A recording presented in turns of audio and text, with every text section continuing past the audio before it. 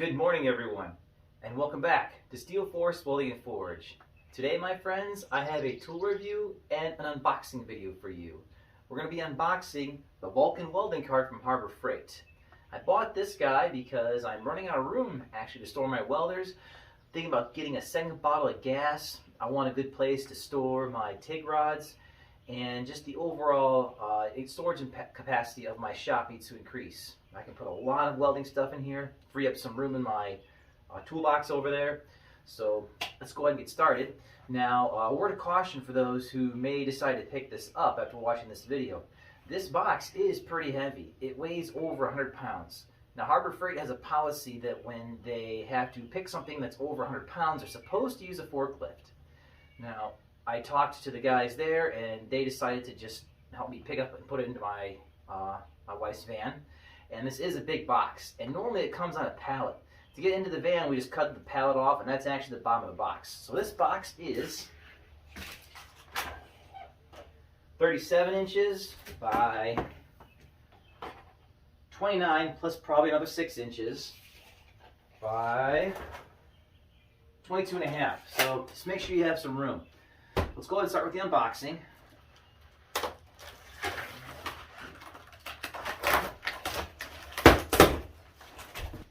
Alright, it's a bunch of packing stuff in here.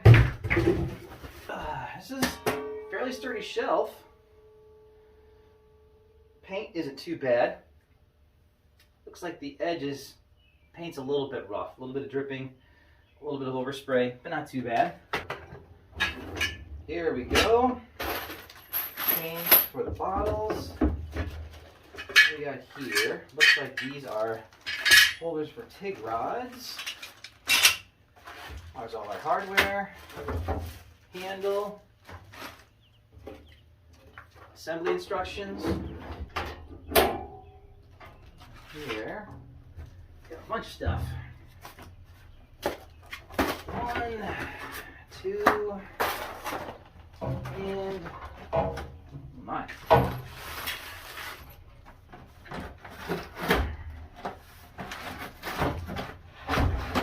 3 boxes. That one is really shoved in there. Yep. As well as bearings for the wheels. I'm guessing these are the fixed wheels. Yes, indeed.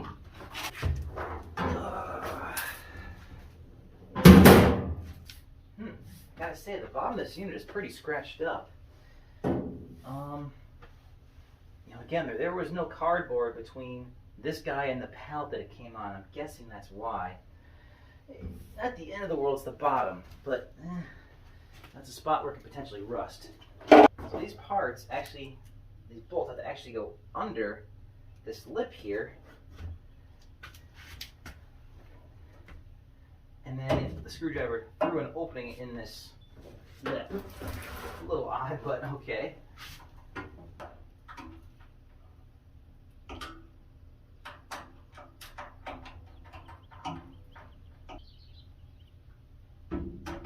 Just solid wheels, not much to that.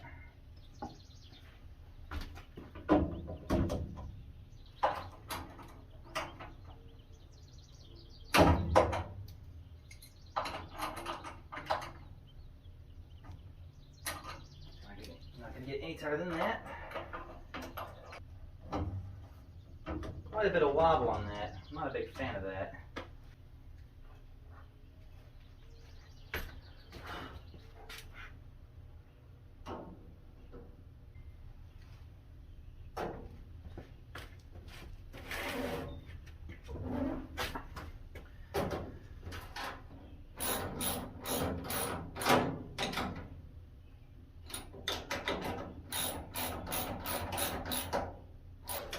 I am tightening these down pretty hard. I'm not absolutely reefing on them.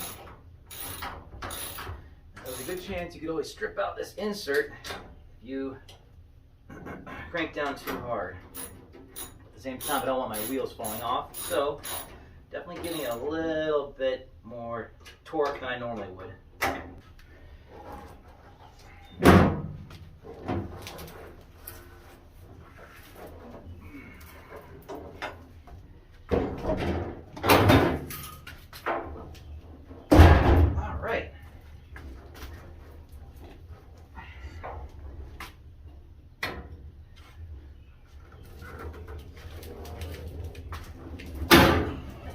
pretty nice.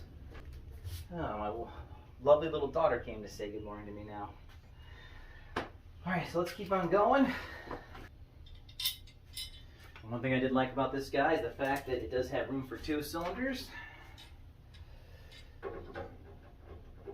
As I mentioned before, I'm going to go from flux core to shielded wire, solid core MIG wire here.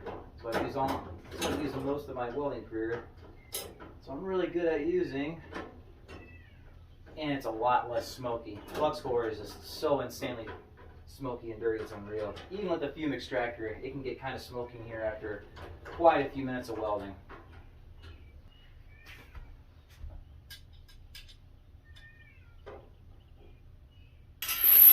Chains for the cylinders.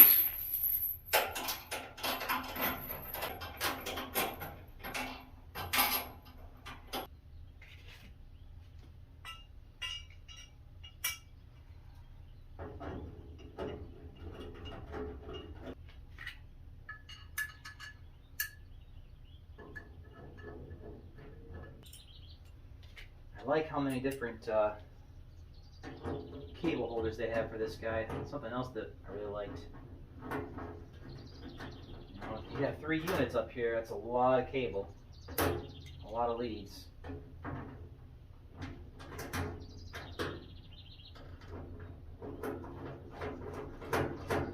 One thing to keep in mind too, though, is all these extra accessories do add quite a bit to the size of this cabinet.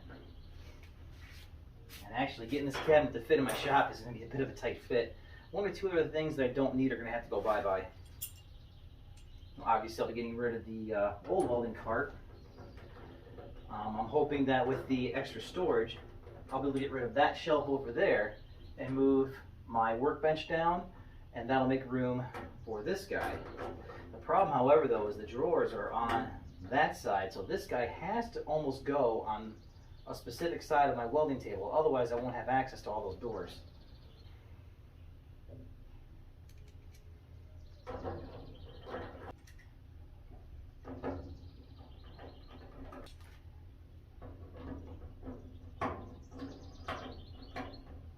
Last is the handle.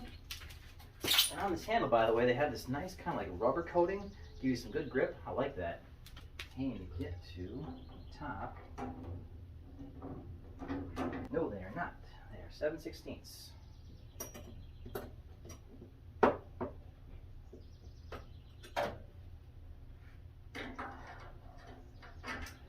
Okay, no, they're not. They're metric. This is a common thing that happens with Harbor Freight items. Some bolts will be metric, some will be standard. 10 millimeter. There we go.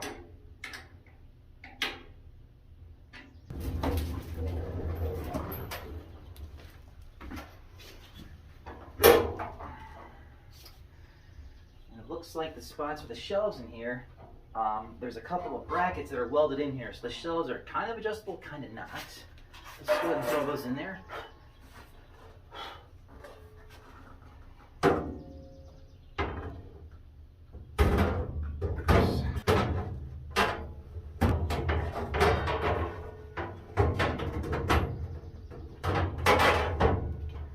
there we go. Wow, look at all that room. Tons of room for pretty much all the welding supplies you'll ever need. All right, so there's the assembly. I'm gonna go ahead and load it up, get my welders on here, move a few things around in the shop, and then we'll take another look at it, and I'll give my final thoughts.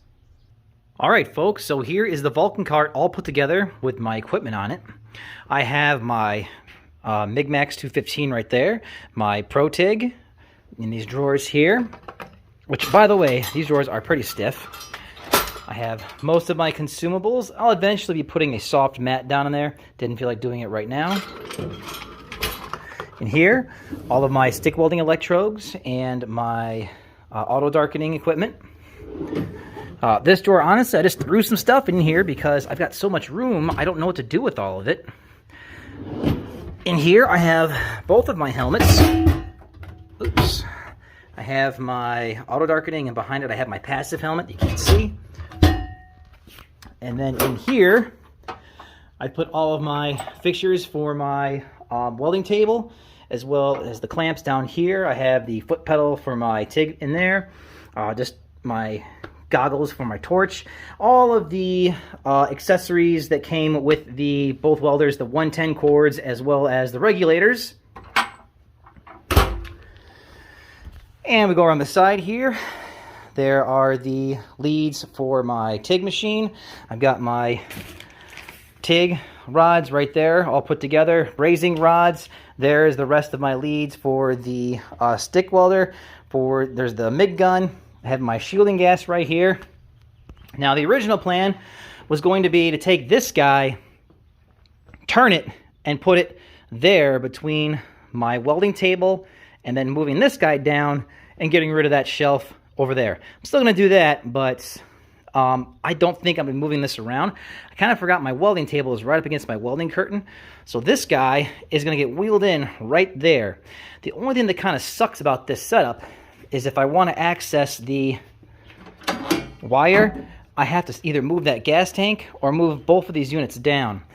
Now, I would be moving those down, except there's going to be another unit going right there in that open spot. And keep an eye out for that video. Just going to kind of tease that. So we're just going to put it right over here for now. Hopefully, once I go to some shielded MIG welding gas, I'll get some bigger spools. I won't have to go in here very often, so I don't think that'll be an issue. But I am super pumped. That cart is a beast. It barely moves. So we'll go ahead and move that into position, and then I'll give my final thoughts on this cart. So there you go, folks. There is the Vulcan heavy-duty 500-pound welding cart. I love this guy. I have more room than I know what to do with. I'm still trying to figure out what the heck I'm going to put in all these drawers and everything. This cabinet is nice and heavy-duty. I like the handle here. It is very easy to maneuver. It does not move around much once you start putting stuff in there, so it's great for what I need. There is one drawback to this guy. This really isn't meant to have right up against your welding table. As you can see here, if I want to get in these drawers, I can't quite get in there. You have to kind of pull the unit out, then you can get to it. So if you have a small garage, I would recommend going with your normal welding cart, and then you know, maybe buy a multi-process welder instead of these separate ones like I did. But you know, I didn't think I was going to need a wire welder as soon as I did, which is why I had two. So thank you for watching, everyone. We just passed the 600 subscription mark. So thank you, everyone, for your subscriptions, for your thumbs ups, and for your comments. Please keep those comments coming. Keep those questions coming. I love answering them. I've gotten stumped a few times, which I didn't really expect. So I will put a link to this product down in the description below. Thanks again, folks, for watching. I'll see you soon.